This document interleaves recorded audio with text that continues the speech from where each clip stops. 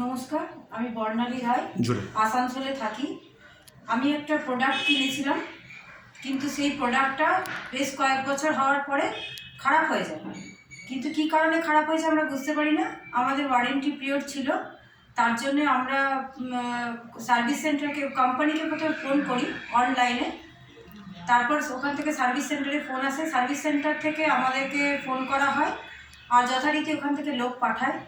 সেই লোক এসে আমাদেরকে ভুল বুঝিয়ে, যে জিনিসটা খারাপ হয়েছিল সেইটা না বুঝিয়ে অন্য জিনিস খারাপ হয়েছে বলে আমাদের কাছ থেকে কিছু পয়সা নিয়ে নেয় তারা। কিন্তু তারপর দেখি যে সেই প্রোডাক্টটা সেই রকমই আছে, কোনো কিছুই ঠিকঠাক হয়নি। তারপরে আমরা আবার এই নাম্বারে ফোন করি, আমরা টোল ফ্রি নাম্বারে। সেখান থেকে আবার সার্ভিস সেন্টারে ফোন আসে, কিন্তু তারা আর আমাদেরকে কোনো কথাই শোনে না। বারবার তাদেরকে রিকোয়েস্ট করার পরেও তারা ঠিক করেও দিয়ে যায় না, আর আমাদের সঙ্গে কোনো যোগাযোগও করে না। শুধু বলে হ্যাঁ ঠিক আছে, হবে হবে, এরকম করে আমাদের কায়দা করে, ধোঁকাবাজি করে আমাদের ওই নাম্বারটা নিয়ে নেয়, আমাদের কোড নাম্বারটা, আর সেইটা নিয়ে আমাদেরকে ওরা কলটাকে বন্ধ করে দেয়, ক্লোজ করে দেয়। কিন্তু আমরা এখানে কোনো উপায় না পেয়ে আসানসোলে আমরা কনজিউমার রাইটের কাছে যাই, যেখানে দুই দাদা আছেন, তাদের কাছ থেকে আমরা অনেক হেল্প পেয়েছি। অরিজিৎ ঘোষ আর আরেকজন হচ্ছে সমীরণ বোস। তো ওনাদের কাছ থেকে আমরা অনেক হেল্প পেয়েছি, আর ওনারা থাকায় আমাদেরকে সার্ভিস সেন্টার আবার এসে সেই প্রোডাক্টটাকে ঠিক করে দিয়ে যায়, এবং যথারীতি আমরা ভালোভাবে সার্ভিসটা পেয়ে যাই। কিন্তু ওনারা যদি না থাকতেন তাহলে ওনারা আসতেনও না, আমাদের হ্যারাস করে যেতেন।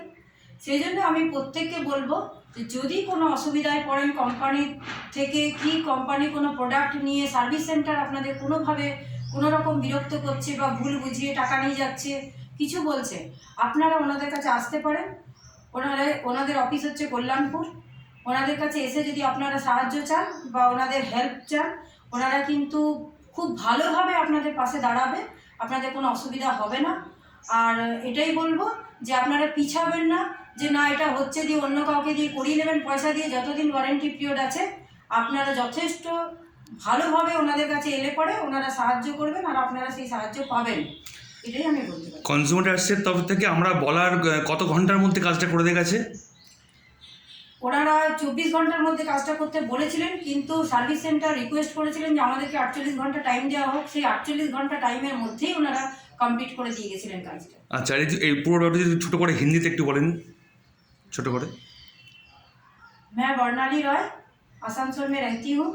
मैं एक प्रोडक्ट में बहुत झेल रही थी कि प्रोडक्ट का वारंटी पीरियड रहने के बावजूद मैंने टोल फ्री नंबर में फ़ोन की थी, उसका वारंटी था, लेकिन फिर भी वो लोग कंपनी सर्विस सेंटर को फ़ोन कर दी थी।